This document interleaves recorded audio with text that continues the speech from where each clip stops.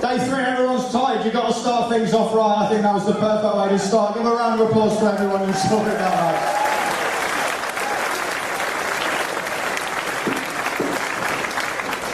Of course, the main reason we're here today is for Super Strong Style 16. We've got 2 semi-finals in this half of the show. Are you ready for your first one? Come on, don't get distracted by a fucking streamer. Come on, right? Are you ready for your first semi-final match? Let's do this!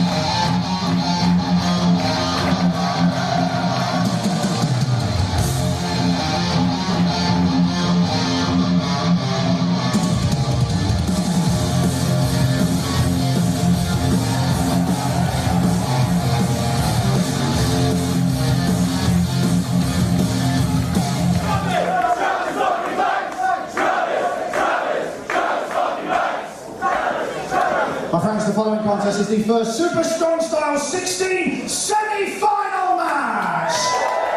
Introducing the 2 competitors, first of all in the corner to my left, weighing in at 187 pounds and hailing from the Isle of Sheppey in Kent, this is Zack Sabre Jr.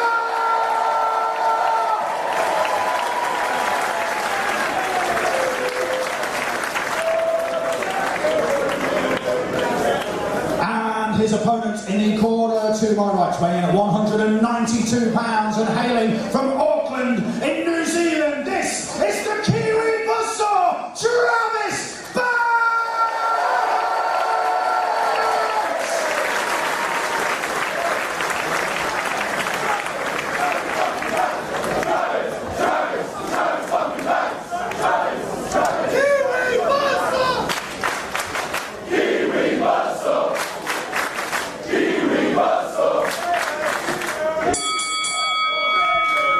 It's time for our first Super Strong Style 16 semi-final match. And it is a match I've certainly been looking forward to since we found out about it yesterday. Zack Sabre Jr. and the Kiwi Buzzsaw Travis Banks. What a semi-final here.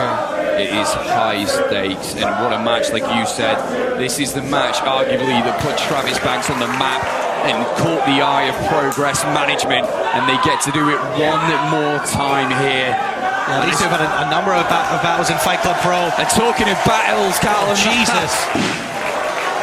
Both men absolutely going. This is just a fight right here.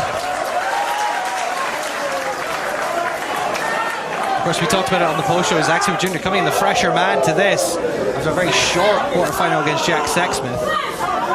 Yeah, but if there's one man that's never going to back down from the fight, that is Travis Banks. He thrives off these matches, that competition and that big match feel. This is where Banks feels at his best, but that is the same for Zack Sabre Jr. Oh, bicycle kick from Banks. Both men trying to beat the living daylights out of each other early on. Kicking, kick after kick, right underneath the jaw as well, looking for that maybe that knockout early. Oh, just a stomp to the back of the head. Both men have experience in this kind of situation. Travis Banks, current Fight Club Pro champion won that after cashing his Infinity Trophy. He won that trophy with 2 matches in one night to win that trophy, something he'll have to repeat here to win the title. Zack Sabre Jr., he was in the first Super Strong Style 16 and wrestled 3 matches in one day. And that's it, and this is where their background and their training comes into advantage.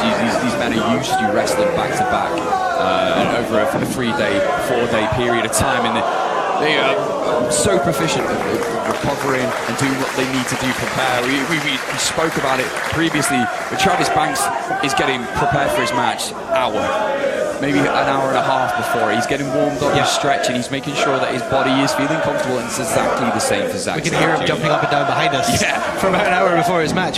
Going back to that first Super Strong Style, Zack was in the ring for close to an hour, in fact perhaps over an hour on that final day. Beat Tommaso Ciampa and Marty Scurll, and then obviously lost in the final to Zack to Will Ospreay. Missed the 2016 tournament due to injury. And this is Zack Sabre Jr.'s game here. He uses leverage arguably better than anyone else on the Progress roster. He's so innovative with his submission moves. He doesn't just manipulate one area, he tries to manipulate as many areas as possible. He's just stomping away on Travis Banks here. And we've mentioned this all weekend.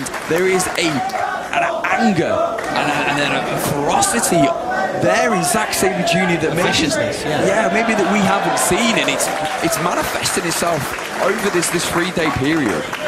Yeah, we've seen it pop out just a little bit. Interesting, the card there very split between Banks and Sabre Jr.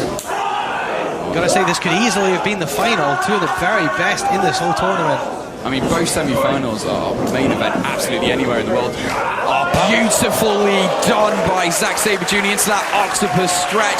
Oh, this could be it. And just clutching his arms around his back for that extra leverage.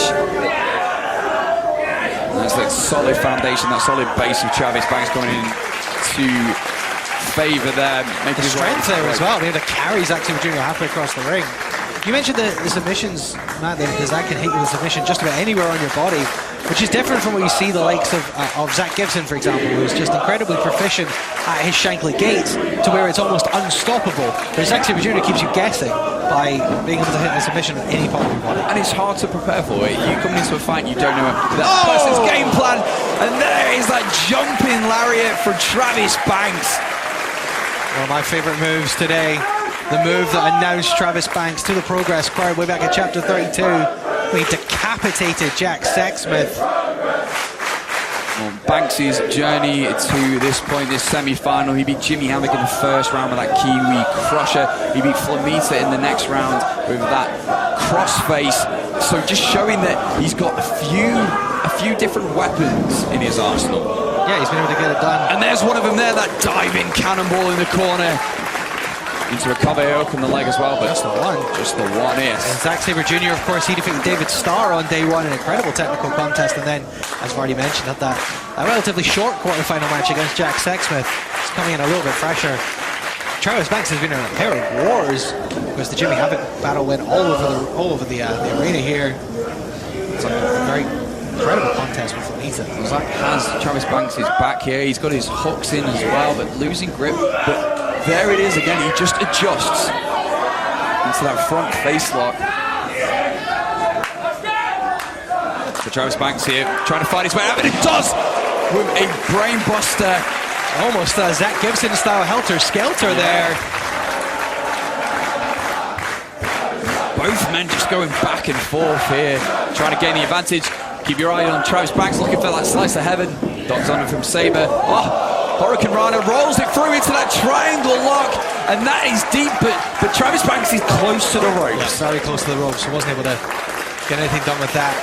Good ring positioning from Banks there, knew exactly where he was to get the break, and such a suffocating move, you know, and everyone...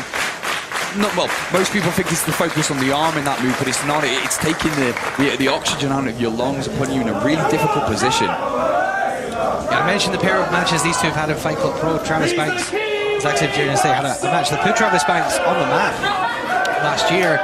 It came up short in that match, but then had his rematch over the Dream Tag Team Invitational weekend.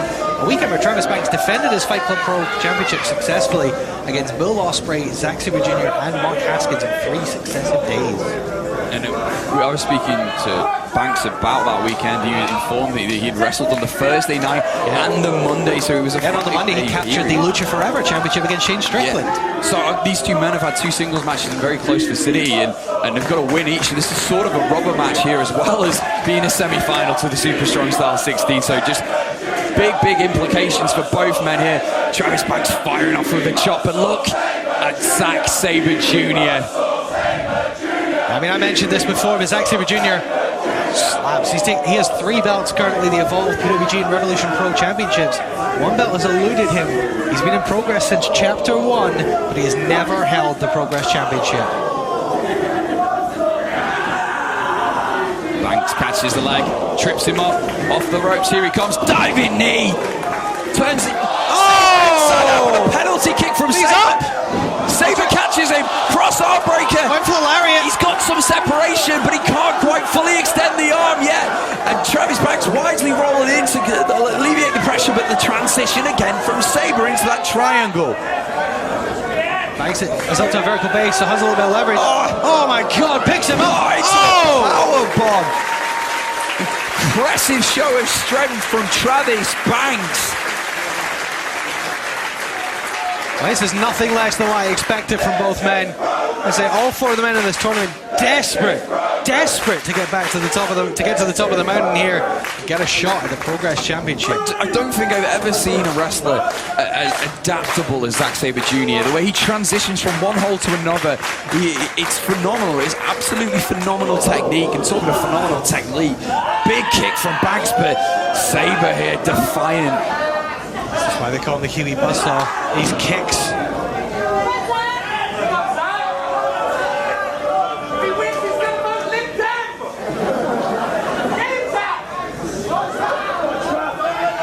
You can hear split allegiances in the crowd again. Sabre catching the leg. Pulls the leg out, and a penalty kick. The impact of that has him hooked up. Big powerbomb, sits out with it, got the cover, but only good for a 2. I don't know if I've ever seen Zack Sabre Jr. hit a powerbomb like that before. That's an uncharacteristic power move. I mean, this is the point we are in this tournament. We've had 3 days of incredible wrestling. Maybe Zack Sabre Jr. is thinking, I need to try something that I've never tried here to maybe get the win. And it's not desperation, but it's that will to try and continually trying to improve yourself and better yourself as an athlete. Travis trying to get back to his feet here. Both men, you can see what the toll of this match and this weekend has taken on them, but 2 absolute warriors, 2 men that will absolutely go through hell and back just to win a match. The sort of thing these wrestlers go through. Obviously, we're talking about the impact of the weekend. I mean, I remember that first Super Strong Style weekend where Zack Sabre Jr. wrestled 4 matches in 2 days. And he did so coming straight off a no-sleep flight from Japan. Both these men trained in the dojos of Japan. Open hand shot there from Sabre. Obviously, Banks training in 0-1 under Hidaka and Masato Tanaka. Zack Sabre Jr. spending time in pro wrestling, Noah, and now obviously New Japan. Both men amplifying that Bushido way. 2 warriors just fighting. Look at Banks just firing off. There's that buzzsaw style. Cuts him off with a big slap. Maybe looking for uppercut. Scouted by Banks into a German suplex. Sabre's down off the second rope. Diving. Gaimengiri, that slice of heaven. Maybe looking for it once again. Sabre catches him. And he might be looking at it. He's got him in that triangle. Elbows on top of the head. Just brutalizing Banks in that position. Banks here trying to turn into the pressure, alleviate the pressure, and just stomping. Just stomping away at Sabre. Doing a hell of a lot of damage. Slice of heaven one more time. It's got to be it. Down, surely it, and it is. The winner of this match, qualifying for the Super Strong Style 16 final, Travis Banks! Well, 2 men here absolutely brutalizing each other, but it's Travis Banks that endures, and it's Travis Banks who is the first finalist in Super Strong Style 60. Yeah, the crowd rise to their feet in appreciation of an incredible contest between two of the absolute best wrestlers in the world today. Zack Sabre Jr. falling in the semi-final stage this time, one short of his best performance in the Super Strong Style 16. And now it is Travis Banks who goes on to the final. He will face either the Atlas champion Matt Riddle or one half of the tag team champions Tyler Bate.